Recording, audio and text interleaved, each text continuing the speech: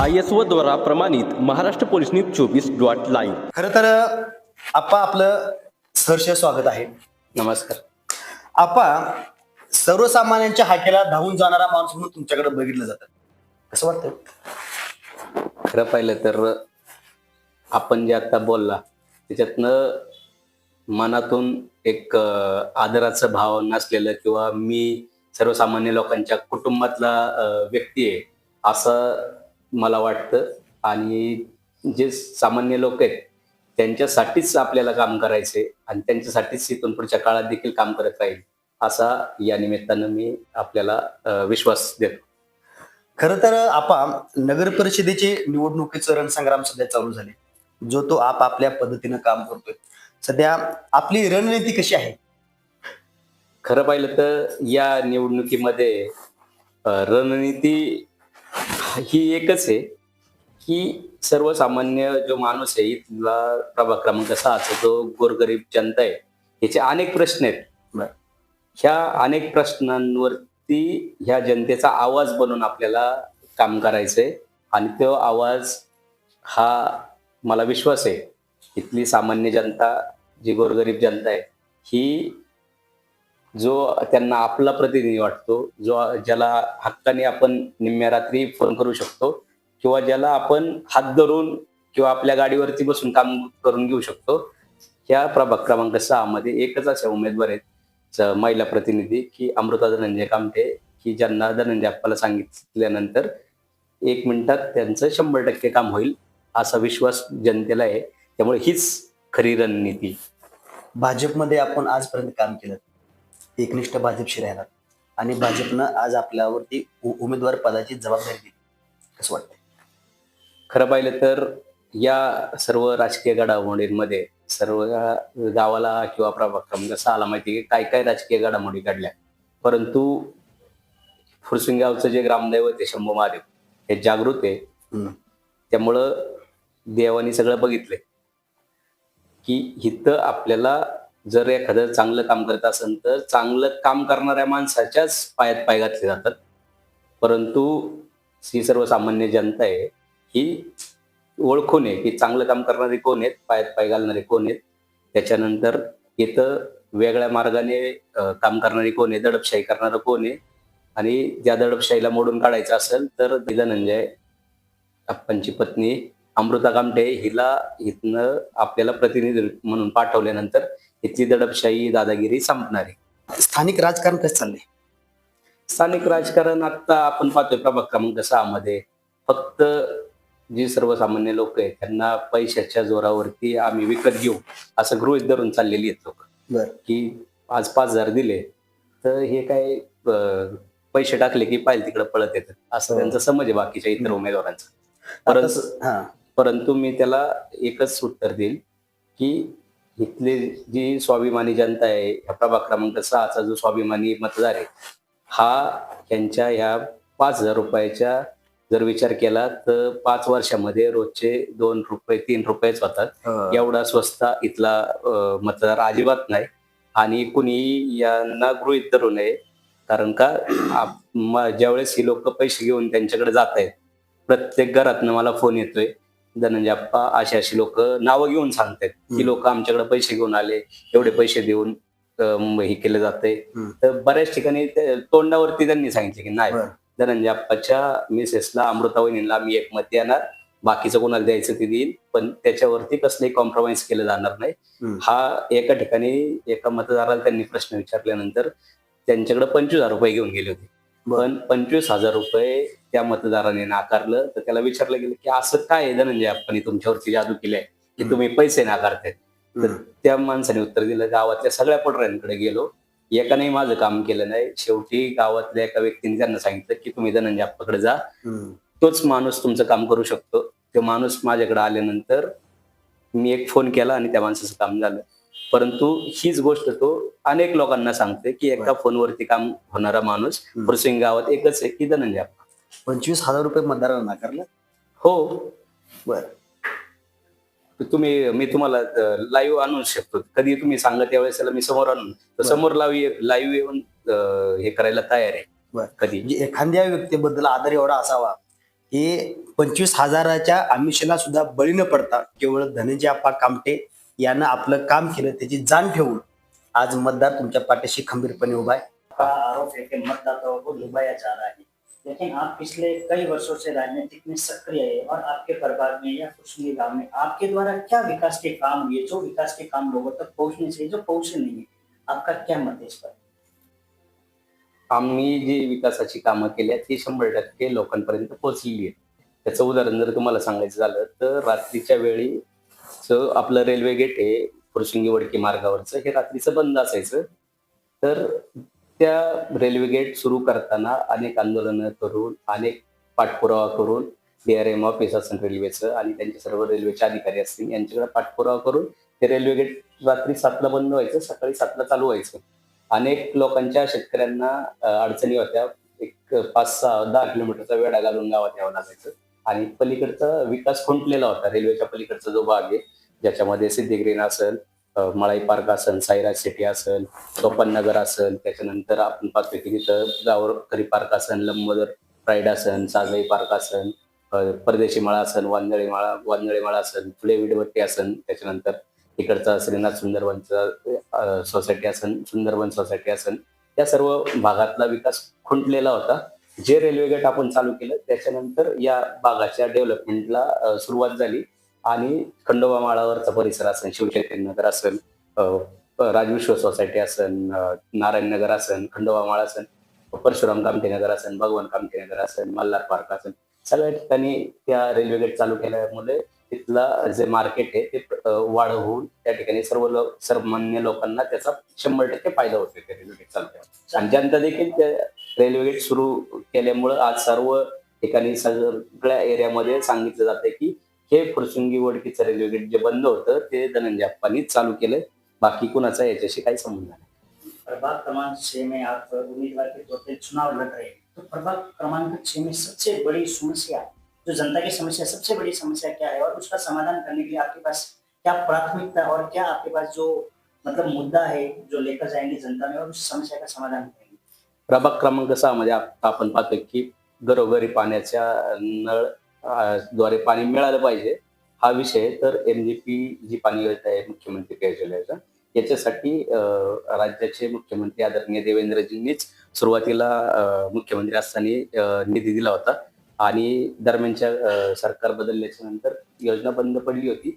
त्यावेळेस आपण पाहतोय की या योजनेकडे कोणाचं लक्ष नव्हतं. त्यावेळेस अनेक आंदोलनं 4-5 वेळा आपण आंदोलन करून या ठिकाणी ही पाणी योजना सुरू केलेली आहे. गावातली पाण्याची लाईन टाकत नव्हते, आपण ती टाकायला लावली. गावात जी पाण्याची टाकी आहे महादेव मंदिराच्या मागची मोठी, ती पण आपण टाकायला लावली. त्याचं काम पूर्ण झालं, ती लाईन जोडायला लावली. लाईन जोडल्यानंतर आता आपण पाहताय की इथं घरोघरी पाण्याचे जे कनेक्शन आहे 6 महिने त्या लोकांनी कनेक्शन घेतले, परंतु त्यांना पाणी दिलं जात नव्हतं. आपण ते चालू करायला सांगितलं. त्याच्यानंतरच्या जो भाग आहे रेल्वेच्या पलीकडचा त्या ठिकाणी देखील आपण उरुळीची पाण्याची टाकी आणि आपली फुरसुंगीतली पाण्याची टाकी या ठिकाणी लावून जो पलीकडचा भाग आहे त्या ठिकाणी आपण पाणी येणाऱ्या काळामध्ये 100% देणार आहोत. पानी के विषय पर काफी राजनीतिक गरमाई हुई है, तो उस राजनीति को आप किस तरह से जवाब देंगे? पाण्याची जी समस्या आहे, आज माय माऊलींना आपण पाहतोय की आपण सगळे पैसे देतो, सगळं करतो आणि पाणी द्यायची ज्यावेळेस वेळ येईल निवडणुकीमध्येच फक्त यांना सामान्य जनता आठवती. इतर वेळेस पाण्याच्या प्रश्नावरती एकही माणूस बोलत नाही, एकही पुढारी या फुरसुंगीतला बोलत नाही आणि सामान्य जनतेला माहिती आहे की पाण्याच्या प्रश्नावरती आतापर्यंत फक्त धनंजय अप्पांनीच आंदोलन केले आणि जे आंदोलन केले त्याला 100% यश देखील मिळाले. तुम्ही पाहिले असतील की सोशल मीडियावरती ज्या ज्या ठिकाणी आपण पाठपुरावा करत आलो त्यावेळेस त्या ठिकाणचे जे रिअल फोटो आहेत किंवा जे काम करतानाचे फोटो आहेत तेच टाकले गेलेले आहेत. त्याच्यामुळे जनतेला माहिती आज किती जरी कोणी येऊन सांगत असेल की पाठपुरावा धनंजय अप्पा करत होते आणि पाणी पण धनंजय अप्पांमुळेच येतं, कुणी त्याच्यावरती फुकटचं श्रेय घेण्याचं काम करू नये. प्रभाग क्रमांक 6 में आप अगर जनता आप पर विश्वास करती है और आप सुनकर आते हैं, तो सबसे 3 समस्या का समाधान आप ऑन द रिकॉर्ड कैमरे के सामने क्या है जो सबको बताएंगे कि हम समस्या का समाधान करेंगे? मी एकच सांगेन, आज प्रभाग क्रमांक 6 मध्ये आपण पाहताय की निवडणुकीमध्ये हे जे बाकीचे उमेदवार आहेत महिला प्रतिनिधी म्हणून हे फक्त पैशाच्या जोरावरती लोकांना गृहीत धरून विकत घ्यायला बघताय. आम्ही पैसे वाटू आणि निवडून येऊ. सामान्य जनतेला एकच खात्री आहे, ह्या वेळेला जनतेने पण ठरवलंय की आपल्याला अमृता धनंजय कामटे त्या मशीनवरती एकच कमळाचं चिन्ह आहे. गेलं की पहिलं कमळाचं बटन दाबायचं आणि मग काय करायचं ते करायचं. आपला कुठलाही प्रश्न असेल तर धनंजय आप्पा, अमृता वहिनी ह्याच सोडवणार. त्याच्यामुळं त्या ठिकाणी मला 100% खात्री आहे, जनतेने ही निवडणूक हातात घेतलंय. जनतेनेच ठरवलं की ह्या वेळेला एक कमळाचं बटन दाबायचं. आप्पा इतके वर्ष काम करतात आणि आप्पांनी जे काम केलंय ते सगळे लोक लोक सांगतात. आपली सांगायची आता वेगळी गरज राहिली. काम करणारं कोण? आणि महिला प्रतिनिधीमध्ये अमृता धनंजय कामटे यांच्या जवळचं इतर कोण उमेदवार नाहीच आहे. जर जनतेनं तुम्हाला नगरसेवक पदाची संधी दिली तर महत्वाचे पहिले 5 कामं तुम्ही कुठली करणार? सगळ्यात म्हणजे प्रत्येक घरी नळ, कचरा व्यवस्थापन. आज आपण पाहतो की कचऱ्याची गाडी वेळेवर येत नाही. अनेक फोन असतात, आम्हाला फोन करून सांगावं लागतं, व्यवस्थित ती गाडी जाते. त्याच्यानंतर आपण पाहताय की इथं सर्वसामान्य लोकांच्या आरोग्याचा जो प्रश्न आहे, त्या दवाखान्याला एका कुटुंबाचे 1,00,000 रुपयापर्यंतचा खर्च असतो. एखाद्या ओपीडीत जर गेलो तर डॉक्टरांची फी आणि ती चिठ्ठी दिलेली औषधं मेडिकलमध्ये 500 रुपये लागतात. तर 100 खाटांचं सरकारी रुग्णालय आपल्या राज्याचे लोकप्रिय मुख्यमंत्री आदरणीय देवेंद्रजी फडणवीस साहेब, म्हणजेच आपल्या सगळ्या लाडक्या बहिणींचे देवाभाऊ यांच्या मार्गदर्शनाखाली त्या हॉस्पिटलचा आम्ही पाठपुरावा करतोय. आणि येणाऱ्या काळामध्ये राज्य शासनाकडे हा प्रस्ताव आहे 100 खाटांच्या मोफत उपचार असलेलं हॉस्पिटल निर्मितीचा. ते मंजूर होऊन इथल्या आरोग्याचा प्रश्न सुटेल आणि सामान्य लोकांची जी आर्थिक पिळवणूक होत होती ती होणार नाही. भूमिपुत्रों के रोजगार के लिए आपके पास क्या योजना है? बरं झालं सर तुम्ही हा भूमिपुत्रांच्या रोजगाराचा विषय काढला, कारण का फुरसुंगी उरुळी देवाची जी नगर परिषद झाली त्यावेळेला सगळ्यात पहिला स्थानिक भूमिपुत्रांना या नगर परिषदेमध्ये संधी मिळाली पाहिजे. कामगारांच्या भरतीमध्ये स्थानिक भूमिपुत्रांना घेतलं पाहिजे हे ठणकावून सांगणारा अख्ख्या फुरसुंगी उरुळीमध्ये फक्त एकच व्यक्ती होता, ते होता धनंजय आप्पा.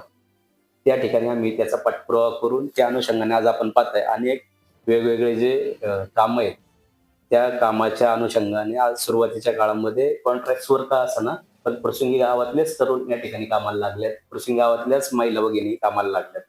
त्याच्यानंतरच्या मध्ये जे आता आपण पाहतो या सगळ्या प्रक्रियेमध्ये वेगवेगळे कॉन्ट्रॅक्ट आहेत, जी कामं आहेत ती सुद्धा इथले स्थानिक भूमिपुत्रच करतायत.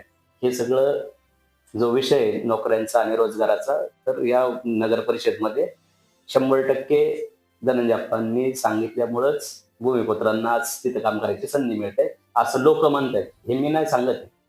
हे जिथं काम करतायत आणि जे बघतायत किंवा तिथं स्थानिक नगर परिषदेमध्ये स्थानिक मुलं आता काम करतायत, तर ते जनता सगळी सांगते की धनंजय आप्पामुळे तिथं कामाला लागले. महिलाओं की सुरक्षा और ज्येष्ठ नागरिकों के लिए आपकी क्या योजना है? महिलांच्या सुरक्षेसाठी आपण पाहिलं तर महिलांसाठी अनेक योजना असतात आणि सुरक्षेचा जर विषय आला तर खरं पाहिलं तर आज बोलायची गरज याच्यासाठी आहे की लव जिहाद सारखा विषय असेल तर त्या विषयामध्ये अमृता धनंजय कामटे ह्या स्वतः काम करतात. तर तो प्रश्न आज प्रत्येक कुटुंबाशी निगडीत आहे. प्रत्येक माता भगिनींसाठी हा महत्वाचा विषय की आपल्या घरातील मुलगी ज्यावेळेस बाहेर पडती तर समाजामध्ये फिरताना तिच्यावरती संस्कार घडले पाहिजे. ते संस्कार या ठिकाणी अमृता कामटे या अनुलोम संस्था जी आहे आपल्या राज्याचे मुख्यमंत्री आदरणीय देवेंद्रजी यांच्या मार्गदर्शनाखाली काम करते. तर त्याच्यामध्ये भाग घेणं सेविका म्हणून ती काम करत असते आणि ती जी आपली विद्यार्थ्यांसाठी किंवा महिलांची जी तक्रार निवारण समिती असते त्याच्यावर देखील अमृता काम करत आहे. त्याच्यामुळे त्या माध्यमातून देखील महिलांचे अनेक प्रश्न सोडवणारे आणि त्यांच्या रोजगाराच्या संधी असतील, वेगवेगळ्या लोनच्या योजना असतात, वेगवेगळ्या त्या ठिकाणी ट्रेनिंग्स असतात, त्या येणाऱ्या काळात आपण महिलांसाठी उपलब्ध करून देणार आहे. त्यासाठी ते सगळं मोफत असेल, कुठल्याही त्यासाठी चार्जेस आकारले जाणार नाही. आणि वृद्धांसाठी जर म्हणलं तर वृद्धांसाठी आपण पाहतो की अनेक पेन्शन योजना आहेत, अनेक त्यांच्या आरोग्याच्या वयश्री सारख्या योजना आहेत. त्या देखील आपण त्या चालू करणार आहोत. त्या चालू केल्यामुळं या ठिकाणी त्यांना जे सामान्य लोक आहेत किंवा त्यांना दवाखान्याचा जो खर्च आहे तो पण त्यातनं मिळणार आहे. आणि विरंगुळा केंद्र असेल, त्यांना वाचनालय असतील, सर्व गार्डन्स असतील, मुलांना आणि वृद्धांना दोघांना त्याचा फायदा होईल. अशा पद्धतीने आपण ते करणार. आपण आजपर्यंत अनेक कामं केली आहेत, विशेषतः म्हणजे बस आपल्या गावात आणली फुरसुंगीमध्ये. तो अनुभव कसा होता बरं आपला? आपल्या फुरसुंगीतनं हडपसरला जी बस जाते वडकी मार्गे, तर ही बस सुरू करायचा विषय असा आला की इथले म्हणजे बस सुरू करण्यासाठी मला एका रेल्वेच्या पलीकडे जो वाघ आहे खंडोबा माळावरचा, तिथनं फोन आला की आप्पा बस आपल्याला जरुरी आहे तर ती चालू करायची. म्हणलं का जरुरी आहे? तर त्यांनी सांगितलं की मला गावातनं रेल्वे गेटला यायला माझ्याकडनं 125 रुपये घेतले गेले रिक्षासाठी. हा. तर मग मी माहिती घेतल्यानंतर समजलं की ठीक आहे, आपण एवढं जर पैसे लागत असतील तर गोरगरीब सामान्य लोकांना सोय झाली पाहिजे. हो. म्हणून मग शाळेतले विद्यार्थी असतील जे हडपसरला जायचे शाळेच्या कॉलेजच्या निमित्तानं, अनेक व्यावसायिक आहेत, रोजगारासाठी नोकऱ्यांसाठी लोक जाणारी रोजची खूप वर्दळ आहे त्या फुरसुंगी वडकी बसला. तर ती बस आपल्या भागातून आपण सुरू केली. त्याच्यामुळं आज आपण पाहतो की दळणवळणाची साधनं आहेत, सामान्य जनता खुश आहे आणि लोकांमध्ये त्याच्यासाठी एक आनंदाचं वातावरण देखील आहे. खूप गर्दी व्हायची. परत आपण मग दुसरी बस चालू केली. टायमिंगचा आज आपण पाहतो की 20 मिनिटाला ते अर्ध्या तासाला बस आहे. तर बस तेवढ्या वेळात असल्यामुळं आता लोक खुश आहेत. आणि येणाऱ्या काळामध्ये आपल्याला ऐतिहासिक ठिकाणी वडकीला मस्तानी तलाव, हो, तर पुण्यातला शनिवार वाडा, पण ती तिसरी बस चालू होईल. आणि तिसरी बस चालू झाली तर ऐतिहासिक पर्यटन स्थळ असल्यामुळे त्या ठिकाणी रोजगाराच्या संधी तिथं उपलब्ध होतील. आणि आपल्या फुरसुंगीतून जाणार तर आपल्या लोकांना माहिती होईल की बाबा ही बस आपल्याला कशी फायदेशीर आहे. तर अनेक जी कमी पडते बसची संख्या ती पण होईल, वेळेचा सदुपयोग होईल आणि जी 15 मिनिटं बस सेवा कशी येईल त्यासाठी आपण प्रयत्न करू. आपका सुनावी एजेंडा क्या होता इस प्रभाग क्रमांक 6 के लिए? प्रभाग क्रमांक 6 मध्ये एकच एजेंडा आहे, सर्वसामान्य जनतेचा आवाज बनून आणायचं. त्यासाठी अमृताचं आमचे हा एकच पर्याय आहे, जो की आपण 24 तास कुठल्याही क्षणी फोन केल्यानंतर तुम्हाला नगरसेवकाच्या घरी जायची गरज पडणार नाही. तुम्ही फोन केला तर नगरसेवक त्या ठिकाणी तुमच्या दारात येईल आणि तो या ठिकाणी तुमचं जे काम असेल ते 100% पूर्ण केले जाईल. कुठल्याही प्रकारचं असतं. मतदारांना आव्हान काय? मतदारांना एकच आवाहन करेन की आता आपण पाहताय की या निवडणुकीमध्ये फक्त पैशाचा बाजार आहे. कामावरती एकही उमेदवार बोलत नाही. लोक प्रश्न विचारतात तुम्ही कामाचं सांगा, तर ते म्हणतात की आम्ही पैसे देऊन विकत घेऊ. अशी परिस्थिती. इथली स्वाभिमानी मतदार, स्वाभिमानी जनता ही पैशाला बोलणार नाही. मतदान मी तर मला फोन आला की सांगते की तुम्ही बिनधास्त पैसे देतायत, घ्या. 5,000 लोकांमध्ये हे काय आपल्याला ओळखणार नाही कोण. उमेदवाराला लोकच माहिती नाही अशी परिस्थिती. तर त्याच्यामध्ये एकच सांगल की ज्या दिवशी निवडणुकीचं मतदान असेल, पैसे घ्या. तिथं गेल्यानंतर आपल्याला कोणाला मतदान केले कळलं. महाराष्ट्र पोलीस न्यूज 24 साठी उपसंपादक गणेश कांबळे.